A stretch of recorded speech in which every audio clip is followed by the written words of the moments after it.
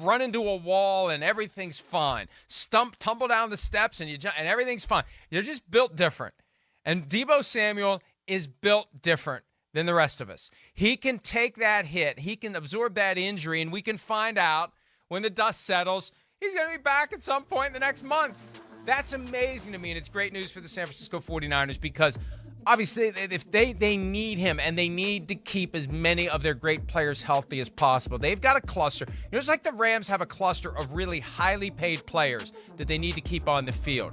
The 49ers have a cluster of badasses that they need to have enough of them healthy. And if enough of them are healthy, they are going to kick your ass. Yeah. And they need Deebo Samuel to be one of those guys. It's Deebo, Christian McCaffrey, George Kittle, right. Nick Bosa. Right. Who else am I missing? Fred Warner. Yeah, you're getting under the most of it. You're right. Eric Armstead, right? Trent Williams. Yeah. You probably throw him in that group. You can be without one or two, maybe three. Right. You get to a critical mass, and it all falls apart, and you lose to the Falcons 28-14. Yeah. So good news, they'll have Deebo Samuel back. I have a feeling, because we're getting close to the point of the season, Chris, where it's like we may have some teams that have nothing to play for. Sure. And it's not just 49ers the Eagles once they wrap up the 1 seed. Yeah. The 49ers could have the 2 seed nailed down before too long. Right. And what do? You don't put Deebo Samuel back on the field until you get to single elimination if you have that luxury of locking in to a spot on the playoff tree. Yeah, I mean, they're pretty locked into the 2 or 3 spot no matter what here at this point. So things are not going to – 2 or 3. Right. That's what it's going to be. Yeah. And that's important because if they have to play the Vikings in the divisional round, you'd rather Minnesota have to come back to Levi's Stadium and get their asses kicked than to go to Minnesota and kick their asses there. I mean, it doesn't matter. They're going to kick their asses either way if they cross paths, but you'd still rather play that game at home. What a great Vikings fan you are. But you're Am I wrong? No, Am I wrong? Did I lie? You're not. You're right. You're right. I like hearing it come out of your mouth. It's funny you're that way. But I'm being objective. Listen, quick point. Yeah. Because I think some folks in Minnesota weren't thrilled yesterday that I wrote a story calling out Kirk Cousins for maybe putting a little too much stock in a T-shirt and hat game. Who gives a crap about the T-shirt and hat? Who cares? I made the point. Tom Brady, 2020, he got mad when Devin White was upset he didn't get to the Pro Bowl. Why do you care about the Pro Bowl? He got mad at guys for crying in the locker room after they qualified for the Super Bowl. Right. We still got work to do. Guys, let's go. Forget about this. We're not happy to be there. We're not happy until we win it. So anyway, maybe the Vikings should be happy with T-shirt and hat because I think that's all they're getting this year, especially if they see the 49ers. Back to our original point, they're going to have Deebo Samuel. And they're likely going to have Brock Purdy on Thursday night. Purdy's got this oblique injury, rib and oblique injuries. He suffered it on the second drive of the game and played through it. That tells me you're not keeping this guy off the field on Thursday night. No, he did a lot of good things, certainly. It's his left oblique, which is actually more annoying than the right oblique because, the left oblique is the opposite oblique. That's the one that's pulling your body through after you've torqued back and cocked your arm to throw the football. So more times than not, when you hurt your oblique, it's the opposite oblique of the throwing arm because that's the one that really does all the work to let you throw the football. So hopefully he's okay. And I'm sure it's sore, but it seems like they're hopeful. But the big thing is, and like you said, is just the fact that to know that Deebo Samuel at least will be back by the playoffs. It's a shame because he looked in that game, like with the first touchdown run around the edge there, looked as he's been battling injuries for the last 5, 6, 7 weeks. It looked as healthy as he had been the whole year. So then he hits that, and that stinks. But, hey, we know. They need him. And like you said, they kind of thrive off of their badasses. I mean, Deebo Samuel leads the charge with the damn, boombox walking out of the locker room. So they really ride those personalities you named, and they set the attitude. And Deebo's one of those guys that, of course, not only does that, but a big part of the game plan is around him. And with Brock Purdy, of course, you want him and McCaffrey and Ayuk and Kittle all on the field because it gives Shanahan all these ways to make life pretty easy on Brock Purdy. But the biggest thing they dodge the bullet is, things look good. Brock Purdy looked good.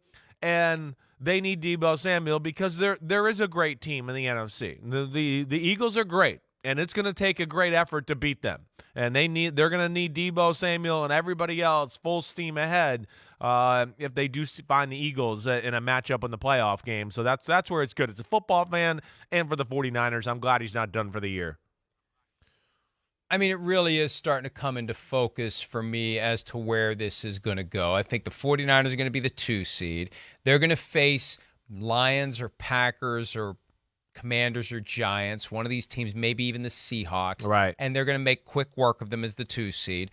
The Vikings are going to have their hands full with the 6 seed, whoever it may be. And it's going to be Cowboys and winner of the NFC South. And, the 49ers will win 2 at home and go to Philadelphia most likely, and it's going to come down to the 49ers and the Eagles for the NFC Championship, and anything other than that is going to be a surprise at this point. But it feels like, to the extent that we appreciate and value good competitive football all the way until the final whistle, especially of the NFC Championship game, I think 49ers-Eagles is going to deliver, most likely, a great game. Because I think the 49ers could go there and give them everything they can handle, if not win the game, Chris, if they have their key players healthy. Yes, agreed. They're them and the Cowboys, to me, are the only 2 teams I really look at in the NFC to go, they got, the playmakers and the guys that might be able to do it. And I do favor the 49ers a little bit more in that matchup than I do the Cowboys because, one, hey, they've proven to me they can win in the playoffs a little bit. The Cowboys are a little all over the place that way.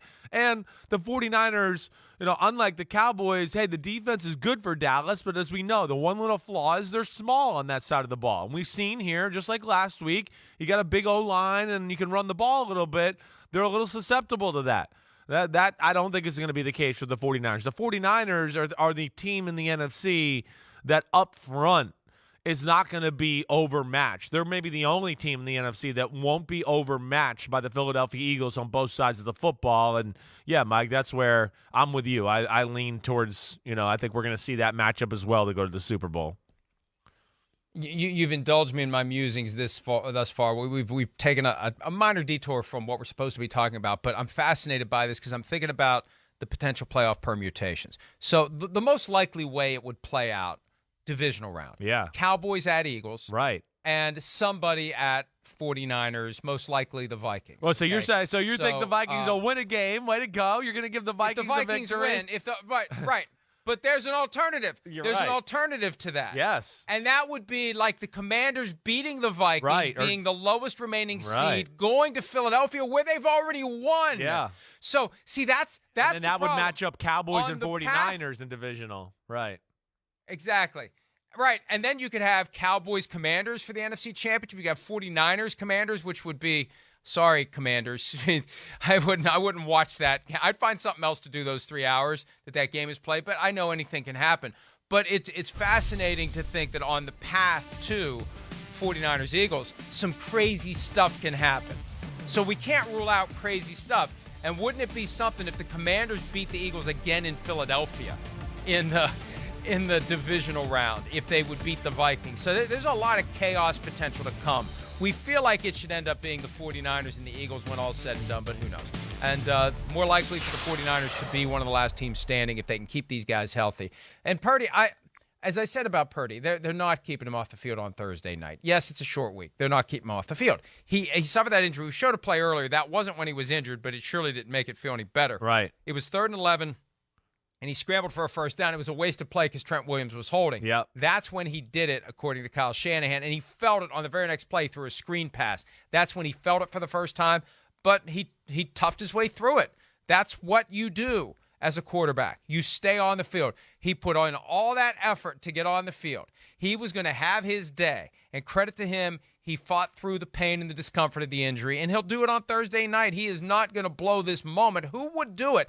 When you're the guy that's the last player picked in the draft, you have extra motivation. That's the one thing he's always going to have in common with Tom Brady. And a lot of guys, 6th and 7th rounders, they have extra motivation. Not all of them have the talent to maximize it, but he's got the talent. Somehow this guy slipped through the cracks and ended up being the last player taken in the draft. And he's going to be determined and focused and motivated to play no matter what. Not just with this oblique, any injury he has. This is a guy who's going to answer the bell every chance he gets, because everything he's doing now is more than anyone ever thought he would do, and more than the teams out there who kept passing over him thought he could do. Yeah, no, I mean, agreed, and they need him. Again, I know Josh Johnston's been around for a long time, but he's just getting a hold of this offense, and he's not going to be able to run it like Brock Purdy. And the way Brock Purdy played last week, and again, of course, the week before coming in the way he did, I mean, it's given us the confidence to throw them back in the Super Bowl conversation, to where you go, hey, he doesn't need to do a lot.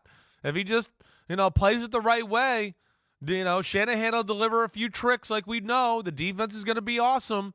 And then, boom, there's a double move with Christian McCaffrey. Oh, he hit it. He was open down the field. I mean, it's really about that simple. And the 49ers, for the second week in a row, they got the real smash mouth ground game going a little bit, to where that's when they become scary, because then everybody worries about, oh crap, Shanahan's got the run game going, and then that's when he starts going, oh yeah, keep piling them in there. I won't do anything. I'll keep running, and you keep piling in there. All of a sudden, it's reverses and screens and things flying everywhere. That's when the Niners become dangerous. So I'm with you. Yeah, Brock Purdy, I'd be shocked to see him not fight through this and be playing on Thursday night against the Seattle defense. We know that's not very, very good.